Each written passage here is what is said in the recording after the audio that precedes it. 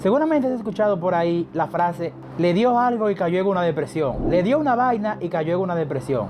Eso es algo que escuchamos en cualquier lugar. Lo escuchamos en un carro público, en una guagua, o cuando estamos escuchando el chisme de la vecina de al lado, de donde sea que estemos, porque siempre hay alguien hablando de algo que le pasó a un familiar. ¿Qué entonces califica como esa famosa cayó en una depresión? ¿Será algo tan sencillo? ¿Es algo que de verdad se resuelve solamente animándose? ¿Qué tan profundo es? ¿Qué tan difícil puede llegar a ser la vida de una persona que cae en una depresión? Todo esto y más lo veremos en un momento. Bienvenidos a Med en un clic. Contenido científico a la vanguardia. Saludos, mi nombre es Jean Paul Sánchez, doctor en medicina, y estaré con ustedes en el día de hoy conversando un poco sobre el tema de trastorno depresivo mayor. El trastorno depresivo mayor lo conocemos de muchas formas: depresión clínica, depresión mayor, trastorno depresivo. Tenemos muchos nombres con lo que por ahí escuchamos en muchos lugares como lo llaman. Le dio una cosa, no se quiere parar de una cama, y conocemos muchas ideas y conceptos de qué involucra una persona que se encuentra en este estado de ánimo tan alterado. Entonces, ¿qué es el trastorno depresivo mayor? Es una enfermedad mental o trastorno mental que pertenece a los trastornos del estado de ánimo y se caracteriza particularmente por dos factores. El primero es un ánimo que, valga la redundancia, es depresivo, un ánimo decaído casi todo el tiempo, dígase casi todos los días, durante todo el día, y por la pérdida de placer en las cosas que la persona solía disfrutar. Cuando vemos esto en alguien y no podemos identificar una enfermedad que esté produciéndole estas situaciones, o una situación emocional, una situación, digamos, alguien que tenga $1 millón de pesos en una cuenta de banco y se lo roben, creo que a cualquiera es suficiente para durar todo el tiempo triste, perder $1 millón de pesos. No podemos encontrar una causa directa para este cambio de comportamiento en un individuo. Podríamos y deberíamos profundizar más para identificar si la persona padece o no de trastorno depresivo mayor. El trastorno depresivo mayor se ha popularizado considerablemente después de este periodo tan amplio en el que estábamos todos trancados, estábamos en la pandemia, viviendo algo que nunca pensamos que viviríamos. Y el tema de salud mental se ha traído al frente nuevamente. Y con esto ha venido una nueva ola de personas curiosas sobre qué de verdad constituye una depresión. ¿Será de verdad depresión cuando una persona lo bota un novio? Puede ser, depende de qué criterios estemos utilizando para diagnosticar a esa persona. ¿Sería depresión cuando una persona se encuentra en un duelo porque perdió un familiar? Es una posibilidad, pero depende de muchas circunstancias.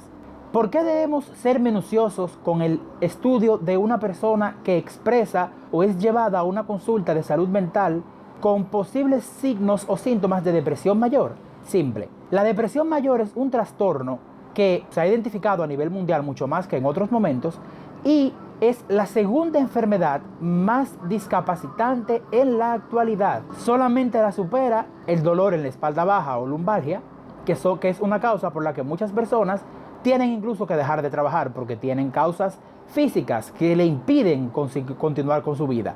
Es entonces la depresión tan fuerte que está justo después de algo que vemos casi todos los días, porque escuchamos a muchas personas quejarse de dolor de espalda, pero pocos lo identificamos como una queja de un trastorno depresivo mayor. Y sin embargo es muy, muy, muy peculiar identificar este trastorno. ¿Cómo identificamos entonces el trastorno depresivo mayor? Se diagnostica básicamente en una consulta médica con un profesional de la salud mental, particularmente el psiquiatra. Para hacer este diagnóstico se hace a partir de las manifestaciones clínicas, teniendo en cuenta diferentes elementos, particularmente que como es un trastorno mental, lo que vemos son síntomas, no signos, recordando que los síntomas son subjetivos. Es decir, solamente nos podemos guiar de lo que nos indica el paciente para diagnosticarle trastorno depresivo mayor. ¿Ok? Eso es importante. No podemos ningunear lo que el paciente dice, porque no podemos meternos en su cabeza para ver si lo que dice es cierto o es falso. Según el DSM-5, necesitamos por lo menos 5 o más de los 9 criterios de depresión mayor, donde al menos uno de esos 2 criterios sea uno de los siguientes. Primero, que la persona se encuentre en un estado de ánimo depresivo, es decir, lógicamente, un estado de ánimo decaído.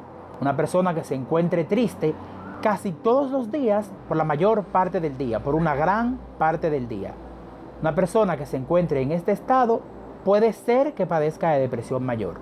El otro de los criterios, si no está este, es el otro criterio de importancia, que la persona haya perdido el placer al hacer cosas con las que antes sentía placer.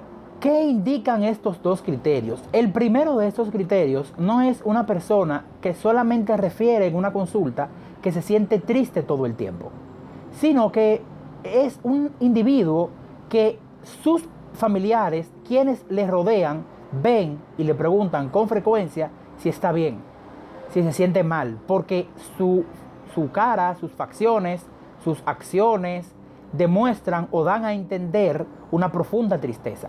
El segundo criterio es llamado anedonia. La anedonia se refiere a, valga la redundancia, perder la sensación placentera al hacer algo. Esto no dice a qué es que se pierde la sensación placentera. ¿Por qué? Porque una persona, digamos que sea alguien que le gusta la pelota y era de esa persona que le ponía 15 banderas del Licey a su carro porque es liceísta, como dicen, hasta la taza, pasa por varias situaciones, tiene problemas en su vida y eventualmente usted ve que ya no ve los juegos del Licey, iba a todos los juegos, ya no va a ninguno, no pone las banderas o pone menos o deja de ponerlas eventualmente. Podemos entonces decir que este paciente ha ido perdiendo poco a poco ese gusto, esa sensación de ánimo que tenía al hacer eso que le gustaba tanto. No tiene que ser necesariamente con esto, puede ser con cualquier cosa. Si a usted lo que le gusta es hacer ejercicio y ya no encuentra placer al hacer ejercicio, no se siente bien al hacerlo, podemos hablar de anedonia. Si a usted lo que le gusta es leer libros, le encanta la literatura y ya no quiere leer nada, no le interesa, pierde las ganas de ese hobby que usted tanto quería y le invertía muchísimo dinero comprando libros o bajándolos en PDF, ya usted no hace nada de eso, eso también es parte de la anedonia. Son los 2 criterios que no pueden faltar para hablar de un diagnóstico de trastorno depresivo mayor. Seguidos, entonces, uno de estos 2 y 4 más estén presentes en un paciente, podemos hablar de trastorno depresivo mayor. Dentro de esos 4 criterios, ¿cuáles podemos encontrar? Bastantes, porque son hasta 9 posibles situaciones de salud en las que un paciente se puede encontrar. Una de ellas, la fatiga o el cansancio. El paciente con trastorno depresivo mayor puede referir con mucha frecuencia cansancio y dice, sí, estoy cansado, todo el tiempo, siempre, yo me levanto cansado. Lo que la gente dice, estoy harto. Eso se escucha mucho a nivel universitario. Empieza el semestre, van 2 semanas, estoy harto. Ya yo no quiero coger clase, ya yo no quiero hacer nada. Le es difícil tener energía para hacer las cosas que debe hacer y que hacía antes. Si alguien tenía que levantarse a las 7 de la mañana para ir a una clase, le pesa mucho más que antes. A nadie le gusta levantarse temprano. Imagínense una persona que no tenga esa energía porque la ha perdido con el tiempo. El siguiente criterio a tomar en cuenta tiene que ver con el peso. Puede ser o una pérdida dramática de peso, se habla de un 10 a un 15% del peso en 2 semanas, sin que el paciente esté buscando perder peso, porque si está haciendo dieta y yendo al gimnasio porque quiere perder peso, pues no podemos calificar que esto es un criterio de depresión.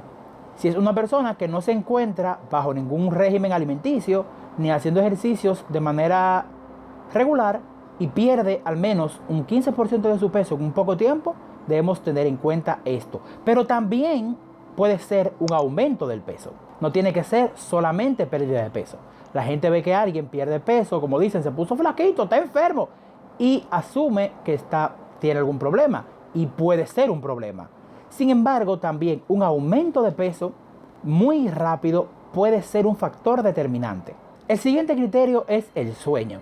El paciente con depresión puede estar en uno de dos polos. O puede tener insomnio, es decir, que tenga dificultad para conciliar el sueño, aún sintiéndose cansado, aún habiendo agotado físicamente su capacidad del día, o que el sueño del paciente se interrumpa con facilidad. Y el otro extremo puede ser que el paciente tenga hipersomnia, es decir, que quiera dormir una gran cantidad de tiempo en el transcurso del día. Esto se podría relacionar con la fatiga que el paciente siente cuando se encuentra en un estado depresivo mayor. El siguiente criterio a tener en cuenta es la agitación o retraso a nivel psicomotor. ¿A qué nos referimos con esto? Puede ser una de dos. O que el paciente se encuentre agitado, dígase, lo que la gente dice, ¿está ansioso? ¿Quieres algo? ¿Qué tú tienes? ¿Estás disparado? ¿Estás acelerado? Porque el paciente está inquieto. Mucho movimiento de manos, mucho movimiento de pies, entre otras cosas. O que el paciente se encuentre con una actividad física normal lenta. Es decir, que se pueda observar que las cosas que hace, las hace físicamente con una lentitud que no las hacía antes. Como levantarse, subir unas escaleras, cambiarse. Son cosas que al paciente le toman más tiempo de lo que solía tomarle. Y esto es observable por las personas que le rodean. Importante, si usted ve un familiar que empieza a hacer estos cambios, téngalo pendiente porque hay que ver qué le pasa a su familiar. El siguiente criterio es la alteración en la parte cognitiva. Puede ser que el paciente empiece a tener problemas para retener, problemas de memoria, problemas para analizar las cosas de manera objetiva, como lo hacía antes. Por ejemplo, alguien que es estudiante y se identifica como una persona muy inteligente o que lee mucho, pues ahora retiene menos y eventualmente va perdiendo cierta capacidad para comprender lo que lee. Esto es uno de los elementos más discapacitantes del trastorno, porque si es alguien que trabaja o maneja algo donde se requiere un alto rendimiento académico, un alto rendimiento, digamos, donde necesita leer mucho y manejarse en por ejemplo, el ámbito médico, por poner un ejemplo de mi mismo ámbito, una persona que se encuentre con este criterio a nivel médico se encuentra muy, muy limitado. El siguiente es que el paciente sienta una culpa excesiva o una sensación de inutilidad que no se quita. Cuando hablamos de culpa excesiva, es que el paciente se responsabiliza él mismo de situaciones que no son su culpa, situaciones que no están bajo su control. Es decir, si hay algo en el hogar que se rompe, digamos que se haya roto una vajilla, el paciente puede sentirse, y no necesariamente referirlo, que fue porque él la dejó en un lugar donde no debía estar, pero esa persona no estaba en el hogar, no tenía control sobre lo que ocurrió. Puede ser que ocurra un accidente y piense que fue que él no ayudó a esa persona a prevenirlo adecuadamente, pero ni siquiera él estaba en el área del accidente o podía hablar con ese individuo antes de estar en el accidente. Esto es una de las cosas que puede llevar al paciente a sufrir de elementos delirantes y que el episodio o el trastorno depresivo mayor de este paciente tenga características psicóticas.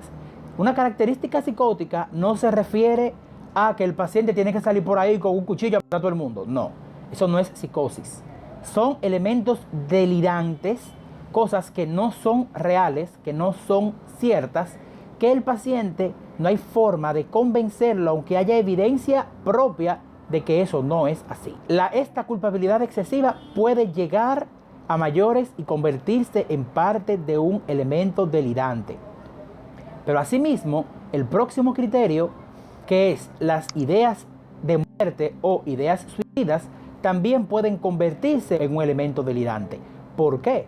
Porque cuando hablamos de ideas de muerte, el paciente que puede llegar al suicidio, que ya es un tema totalmente relacionado, pero aparte, no empieza inmediatamente con deseos o con sensación o ideas de acabar con su vida. No necesariamente. Puede durar años, puede durar meses, puede durar semanas en llegar a este estado. Pero el paciente con ideas de muerte primero piensa que ¿cómo sería la muerte? ¿Qué hay después de la muerte? ¿Cómo sería morir? Y esos pensamientos eventualmente se convierten en ideas y piensa, ¿qué pasaría si yo muero? ¿Qué pasaría si yo desaparezco? ¿Dónde estaría la parte de delirio cuando el paciente cree, Mi familia estaría mejor sin mí. Todo el que me rodea se sentiría mejor si yo no estoy. Soy alguien que ocupa un espacio y es inútil. Soy alguien que no sirve para nada. Con cosas que ni siquiera puedes decir tú, como alguien que lo ves o estás cerca de esa persona, puedes decir que eso es cierto. Y son pacientes a los que se les muestra, no, mira, tú eres importante. Y parte de su trabajo de por vida, eventualmente, puede ser manejar esto. ¿Por qué? Porque la depresión viene también con muchos problemas de baja estima. Y se puede ver en esta parte de los pensamientos.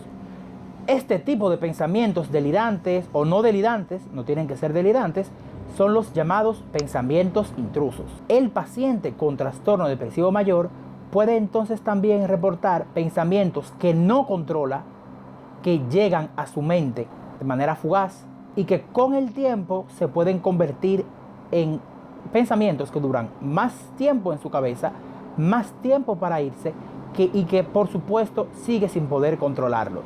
Son ideas que le dicen al paciente que no sirve, que no vale, que el paciente puede decir que escucha una vocecita en su cabeza que le dice eso. Esto puede ser una idea delirante o no, pueden ser solo pensamientos, pero son pensamientos intrusos y son parte de los elementos que nos pueden ayudar a identificar que un paciente está o en un trastorno depresivo mayor o haciendo un episodio depresivo mayor. ¿Cuál es la diferencia entre un episodio depresivo mayor y un trastorno depresivo mayor? Los criterios son los mismos en cuestión de diagnóstico. La diferencia es en tiempo. Un episodio depresivo mayor, hablamos aproximadamente de que todos estos criterios, dígase, uno de los dos criterios principales de tristeza todo el tiempo y falta de placer acompañado de 4 o más, para un total de 5 o más criterios durante un periodo de 2 semanas. Este episodio puede remitir eventualmente de manera sola o necesita de ayuda psiquiátrica, pero remite. El trastorno depresivo mayor lleva una mayor duración y un tratamiento más extenso que, por supuesto, el paciente puede remitir. ¿Cómo entonces tratamos con un paciente con trastorno depresivo mayor? Lo primero es la medicación. El paciente con trastorno depresivo mayor debe medicarse. ¿Por qué? Porque el trastorno depresivo mayor tiene muchas causas, múltiples causas. Es un trastorno multifactorial. No podemos decir que por una razón el paciente con depresión tiene depresión. Tenemos causas emocionales, tenemos causas ambientales, tenemos posibilidad de causas genéticas, porque en pacientes donde hay familiares de primer grado con trastornos mentales o con depresión como tal, es más probable que encontremos esto. Pero es un cóctel de situaciones, una combinación de distintos elementos que llevan al paciente a padecer de trastorno depresivo mayor. ¿Qué entonces debemos tener en cuenta cuando empecemos con el tratamiento? Porque a pesar de todo esto nos lleva a una alteración neurobioquímica, que tenemos un montón de neurotransmisores involucrados, particularmente aquellos de las vías del placer. Por algo el paciente ya no se siente bien con las cosas, porque tiene algo que está impidiendo que sus elementos neurobioquímicos funcionen adecuadamente. Entonces necesitamos corregir ese trastorno neurobioquímico y para eso utilizamos los antidepresivos, de los cuales hay una gran cantidad, hay distintos grupos de fármacos y esto depende del paciente y cuál el profesional de la salud mental, el psiquiatra en este caso, que es el que puede medicar, considere más apropiado. Y hemos escuchado muchas veces, pero yo no quiero depender de un medicamento para vivir, yo no quiero depender de un medicamento para estar bien. Que una persona tenga que usar medicamentos para la depresión no significa que esté loco, no significa que tenga que usarlos de por vida, significa que hay que intervenir. ¿Estos medicamentos se pueden retirar? Sí. Si el paciente remite en su totalidad, eventualmente podría retirársele el tratamiento. No es siempre el caso. Pero asimismo, no todos los pacientes se medicarán de por vida para un trastorno mental y no todos los pacientes serán pacientes a los que se les podrá retirar el medicamento. A todos estos criterios que hemos mencionado, y recuerden, 5 o más, donde uno de esos 5 debe ser uno de los dos mayores que mencionamos, le sumamos que todos estos elementos clínicos que presenta el paciente le produzcan malestar, sea de manera física, paciente con depresión puede referir dolores, manifestaciones físicas de sus problemas, y le causen problemas en su área laboral, social o personal. Es decir, una persona que ha hecho un cambio donde antes era alguien que se encontraba integrado en su vida familiar, en su vida laboral, y está ahora aislado o se encuentra causándole situaciones o problemas que antes no le causaba porque ya no entiende lo que entendía. Digamos, un contable que maneje una parte numérica de una empresa muy amplia y ahora ya no pueda razonar igual, le está causando problemas en su área laboral. En su ámbito social, alguien que ya no sale, ni se encuentra con nadie, ni quiere ver a nadie.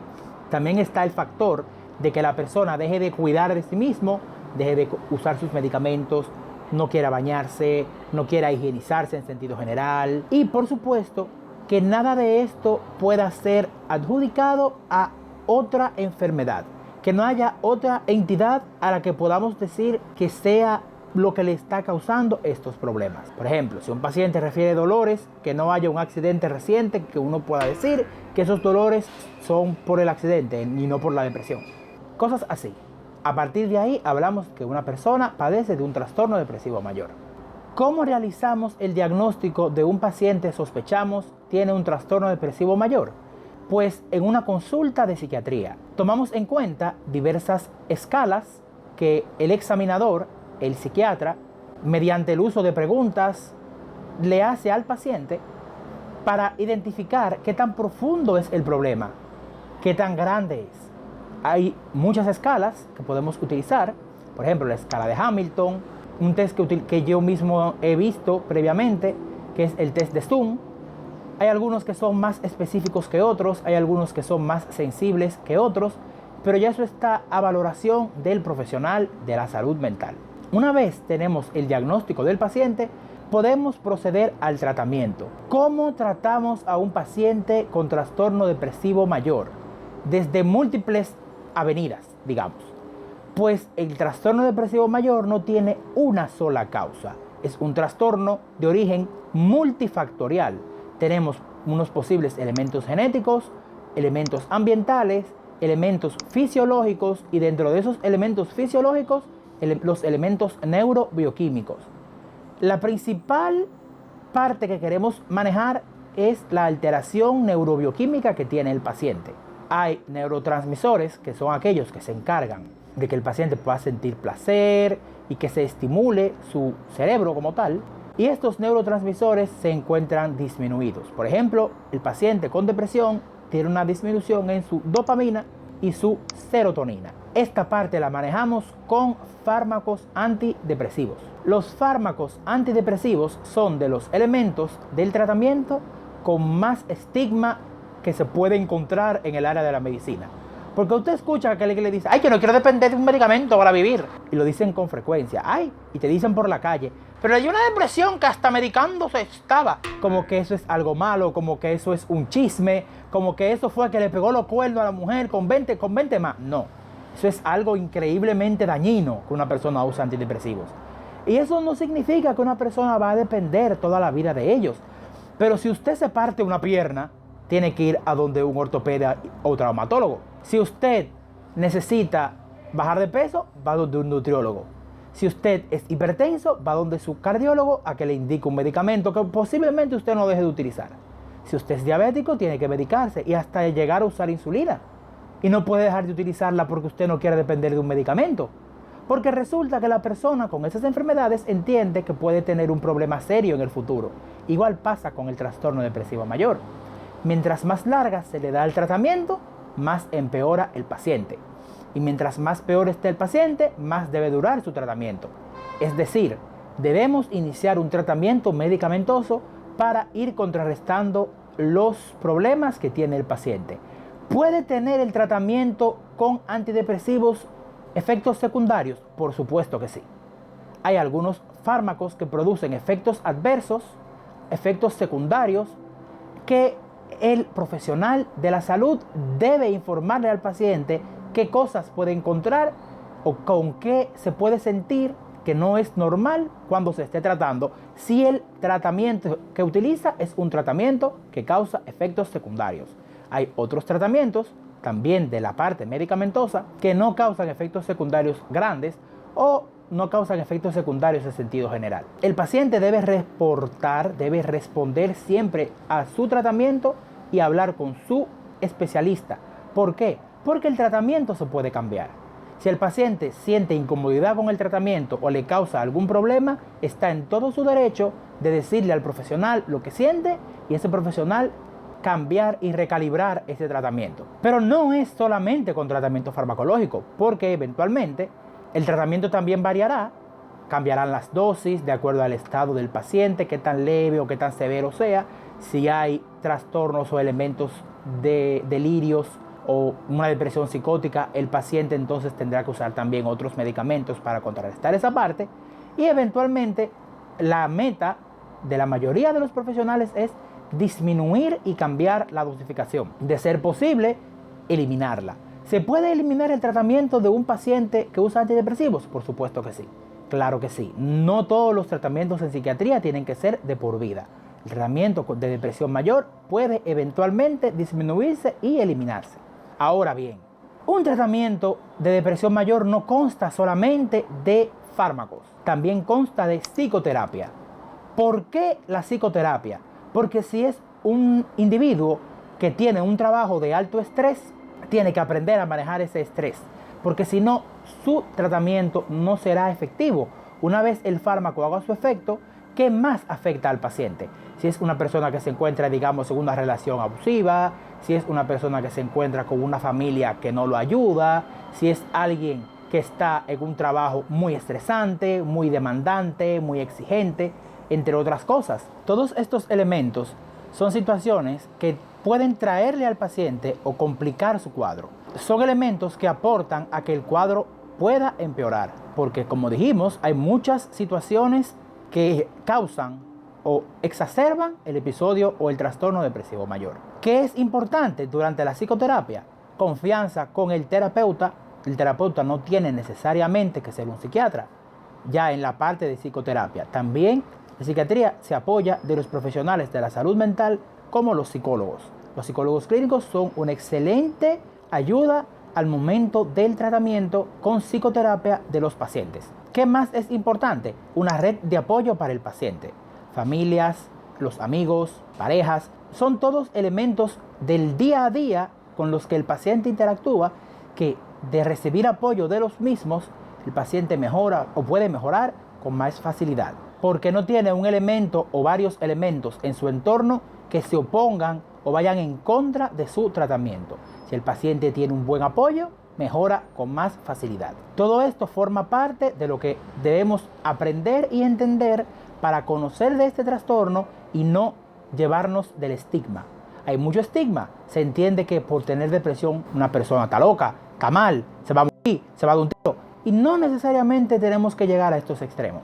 Conociendo un poco más sobre el trastorno, conociendo un poco más lo que conlleva y conociendo el tratamiento, podemos inferir que es algo que en el futuro, ojalá sea así, el estigma se pierda y el tratamiento mejore. Evitemos cosas que podemos prevenir, como suicidios, como personas adultas con una aparente pérdida de memoria. Todo eso podemos evitarlo. Recordemos que es mucho más peligroso lo que le puede pasar a alguien por no ir a la consulta que lo que le puede pasar porque vaya a la consulta. Si usted o alguien que usted conoce se siente identificado o usted lo identifica con uno de estos potenciales elementos para trastorno depresivo mayor, no le demos largas. Ve a la consulta de salud mental. Esto ha sido todo. Si te gustó el video, lo consideras útil, no olvides darle me gusta y suscribirte en el canal aquí abajo y darle la campanita. Muchas gracias por formar parte de Mede con Click.